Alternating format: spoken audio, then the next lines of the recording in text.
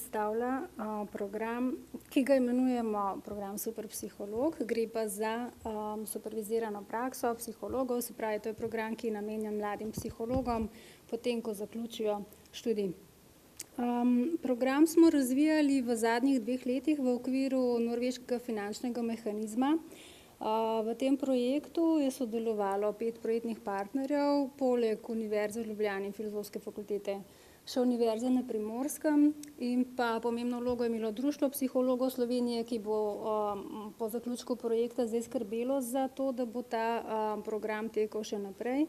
Sodelovali smo z Združenjem norveških psihologov in še z ISA institutom. Kaj je cilj tega programa? En tak zelo oddaljen cilj je, da bi poskrbeli za visoko kakovost psiholoških storitev. Bližnji cilj je pa, da za to poskrbimo v okviru mentoriranja mladim psihologom v prvem letu njihovega delovanja. Temu prvemu letu rečemo supervizirana praksa, se pravi, mladi psihologi opravljajo prvo leto psihološko dejavnost v realnem delovnem okolju, srečujejo se z realnimi klienti. Takrat prihaja do nekih realnih etičnih dilem, s katerimi se morajo spopadati, in zdaj tukaj nujno potrebujejo nekega usposobljenega mentorja, da jim pomaga premagovati težave in dileme, s katerimi se spopadajo. Gre torej za 1 leto delovanja pod supervizijo. Supervizija pa izgleda tako, da se psiholog začetnik srečuje z usposobljenim supervizorjem oziroma mentorjem supervizirane prakse vsaka 2 tedna za 2 uri v posebej rezerviranem času, ki je dogovorjeno naprej. Mentor ima pri tem usposabljanju različne funkcije. Zelo pomembna funkcija je poučevalna funkcija. Ko mentoriranec pride z nekim izbranim primerom na srečanje, z mentorjem potem lahko razpravlja o tem primeru. Velikokrat skupaj opazujeta videoposnetke ali pa zvočne posnetke, preposlušata mentorirančevega dela. Mentor predlaga različne postopke, tudi ovrednoti delo mentoriranca, skupaj reflektirata delo, razpravljata o etičnih dilemah, ki se pojavljajo. In mentor lahko tudi modelira, kako naj posameznik ravna v določenem primeru. Potem ima mentor podporno funkcijo, poskuša vzpostaviti eno varno okolje, v katerem se razvije zaupanje, tako da mentoriranec pove, kje ima težave, kje bi želel še mogoče tudi osebnostno se izpopolniti, da skratka zaupa in da je odprt nekim novim, drugačnim pogledom. Skratka, mentor je tukaj en zelo pomemben, lahko rečem, zelo pomemben garant za to, da se ohranja na nek način duševno zdravje mladega psihologa, ker posamezniki, tudi psihologi, se srečujejo z različnimi težkimi situacijami pri delu, morajo čustveno, ne samo miselno predelovati primere, s katerimi se srečujejo, in je ta skrb zase in za svoje duševno zdravje zelo pomembna. Mentor ima pa tudi nadzorno funkcijo.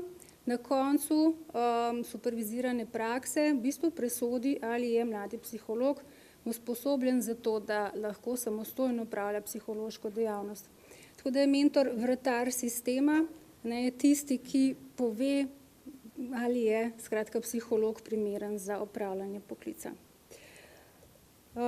Zato, da mentorji lahko uspešno opravljajo te svoje vloge, smo razvili en tak celostni program za usposabljanje mentorjev.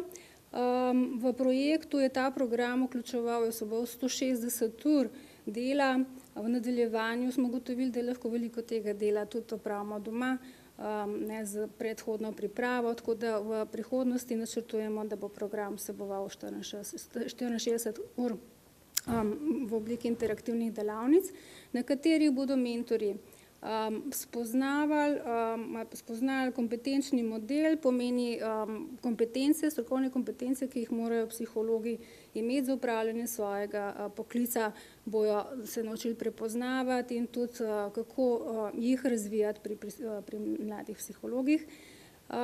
V tem programu se naučijo načrtovati, spremljati, dokumentirati supervizirano prakso, jo tudi evalvirati. osvojijo znanja in razvijajo veščine supervizije, spoznajo različne metode, s katerimi lahko delajo z mladimi psihologi. Spoznajo, kako vzpostaviti ustrezen supervizijski odnos, kako naj potekajo supervizijska srečanja in tudi en poudarek je na tem, da prepoznajo težave, stiske, s katerimi se mladi psiholog srečuje in da jih pravočasno preprečujejo kakšne mogoče stvari, do katerih bi lahko prišlo, če ne bi pravočasno ukrepali. Se pravi, pomembna je skrb zase tudi. Mentorji v tem programu tudi praktične kompetence razvijajo, sodelujejo ali pa testirajo osvojena znanja tako, da vodijo supervizirano prakso enega mladega psihologa in pa en drug model tudi preizkusijo, in sicer vodijo študenta na študijski praksi. To pa pomeni, da se ne srečujejo z njim samo vsaka 2 tedna, ampak študenti so pa ves čas pri njih in en mesec intenzivno delajo z njimi ves dan. Ena taka ključna stvar v tem usposabljanju je pa vključevanje mentorjev v supervizijsko skupino. Vzpostavljene imamo skupine mentorjev, ki imajo svojega supervizorja, in te skupine razpravljajo o tem, kako mentorji mentorirajo. In ta vidik je zelo pomemben. Mentorji so poudarjali, da jim zelo veliko pomeni, da tudi reflektirajo svoje mentoriranje. Pripravili smo spletišče, na katerem so vse informacije za psihologe, začetnike in mentorje. Recimo, na tem spletišču so dostopni tudi različni pripomočki, ki omogočajo vzpostaviti odnos v mentorskem paru, ki omogočajo izvedbo pogajanj, potem recimo omogočajo razvoj skozi to supervizirano prakso in potem na koncu tudi ocenjevanje mentoriranca in povratno tudi mentorja. Zelo pomembna stvar, ki smo razvili, je mentorski sporazum, v katerem so zapisane dolžnosti in pravice obeh strani, kjer je jasno zapisano, kako bosta izvajala supervizijska srečanja in kako bo potekala supervizirana praksa. Ta dokument se je izkazal kot zelo pomemben. Razvili smo smernice za izvajanje supervizirane prakse, v katerih lahko mentorji dobijo napotke, kako izvajati supervizijo. In pa pripravili smo v okviru projekta tudi eno knjigo, v kateri podajamo pregled področja, zakaj mentoriranje in supervizija, zakaj sta pomembna, in pa tudi evalvacijo naših aktivnosti smo predstavili v tej knjigi. Nekaj teh dokumentov imamo tudi tamle na mizi pred dvorano, če bi kdo želel pogledati kasneje, ljudno vabljen. Razvili smo tudi eno spletno platformo, ki je namenjena komunikaciji mentorirancev pa mentorjev in predvsem dokumentiranju supervizirane prakse, tako da lahko Društvo psihologov Slovenije kot skrbnik sistema spremlja, kaj se dogaja, in da ve, da je proces tekoč in da skratka praksa ustrezno poteka. Na koncu mentor oceni mentoriranca na posebnih obrazcih in presodi, ali je kompetenten ali ne. Ker imam tukaj leži znak, da moram končati, bi povedala mogoče na koncu kot en povzetek, da se je pokazalo, da so mentoriranci poročali o zadovoljstvu v primerjavi s prejšnjimi generacijami, ki niso šli skozi tak program, smo začutili večje zadovoljstvo, večje zaupanje vase, eno zaupanje, da so ustrezno usposobljeni po tem letu. Mentorji so pa poročali, da so bili za mentoriranjem, takim zelo strukturiranim, sistematičnim, tudi zelo zadovoljni in so pač ta program zelo pohvalili. Hvala lepa.